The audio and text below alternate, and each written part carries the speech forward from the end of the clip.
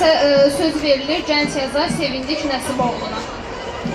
Now, our next speaker is our youth writer Sevindik Nəsiboğlu. Hörmətli tədbir iştirakçıları, xanımlar və cənablar, sizi salamlayır və sərgimizdə iştirak etdiyiniz üçün sizə dərin təşəkkürümü bildirirəm.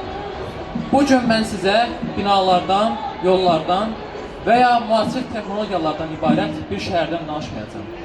Bu gün mən sizə dünyanın ən təmiz, lakin ən çox yaralanmış qəlblərini, müharibə, aclıq və səfarət içində yaşayan uşaqların xəyallarındakı şəhərdən danışacağım. Bir anlıq gözlərinizi yumun və özünüzü o uşaqların yerinə qoyun. Onların gözündə arzulanan şəhər göydələnlərlə bəzədilmiş bir metropol deyil. Onların xəyalındakı şəhər çox sadədir. Göydən yerə bombanın yox, sevginin, səadətin yağdığı, küçələrindən barıt qoxusu yox, təzə gül-çiçək ətri gələn bir şəhər. O şəhərin gecələrində körpələr partlayış səslərindən diksinmir, analarının laylası ilə yuxuya gedirlər. Heç bir gecə insanları ölümə yaxınlaşdırmır, əksinə sevgi və ümid dolu səhərlərə aparır. O şəhərin küçələrində tanklar deyil, velosipedləri ilə gülə-gülə oynayan uşaqlar gəzir. Təəssüflər olsun ki, tarix boyu biz dəfələrlə belə gözəl həyatdan məhrum edilmişik. Ona görə də bu ağrı bizə yad deyil. Vaxtilə Qarabağ müharibəsində bizim uşaqlarımız da bu əziyyəti çəkdilər.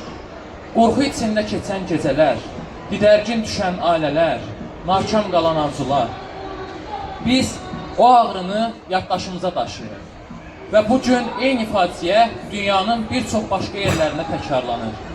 O yerlərdə aclıq və dağıntılar içində yaşamağa çalışan uşaqların xəyalındakı şəhər, işıqları sönməyən, evləri, pəncərələri dağılmamış, küçələrində qorxmadan oyun oynaya biləcəkləri bir yerdir.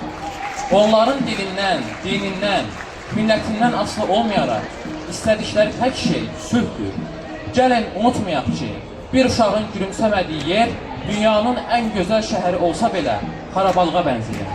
Uşaqlara dağılmış divarlar yox, xəyallarını yaşada biləcəkləri təhlükəsiz bir dünya bəxş etməliyik. Unutmamalıyıq ki, bu heç də çətin bir şey deyil. Bəşəriyyətin ən ali varlığı kimi biz bunu etməyə qadirik. Diqqətinizə görə təşəkkür edir, çıxışımı bu mövzuda yazdığım 2 bənlik şeirimlə bitirirəm. Bir dünya istəyirəm, hər kəs üçün bərabər, göyərçin yuvası tək, sevgi, səadət dolu, gülsün həyat eşqi ilə, hər bir kənd, hər bir şəhər, nurlansın körpələrin, gələcək ömür yolu, sülh etsin, sülh içində birlik olsun ölkələr, analar qəm-kədərlə göz yaşını silməsin, sussun bütün güllələr, qoy, sevinsin körpələr, bu həyatda sevincdən başqa heç nə bilməsin. Dear guests, ladies and gentlemen, I welcome you all and express my deepest gratitude for your participation in our exhibition. Today, I'm not going to talk to you about a city made of concrete buildings, roads, or modern technology. Today, I want to talk about a city envisioned by the poorest, yet most people-wanted hearts in the world, the children living amidst war, hunger, and misery. For a moment, close your eyes and put yourself in their shoes. In their eyes, the ideal city is not a metropolis adorned with skyscrapers. Their dream city is very simple, a city where love and happiness fall from the sky instead of bombs, and where the streets smell of fresh flowers rather than gunpowder. In the nights of that city, babies do not wake up, startled by the sounds of explosions. They fall asleep to their mother's lullabies. No night brings people closer to death. Instead, it leads them to mornings filled with love and hope. In the streets of that city, it's not tanks that roam, but children playing and laughing on their bicycles. Regrettably, throughout history, we have been repeatedly deprived of such a beautiful life. Therefore, this pain is not foreign to us. Once, during the Karabakh War, our armed children endured these exact hardships. Nights spent in terror, displaced families, unfulfilled dreams. We still carry that pain in our memory. And today, the very same tragedy is repeating itself in many other parts of the world.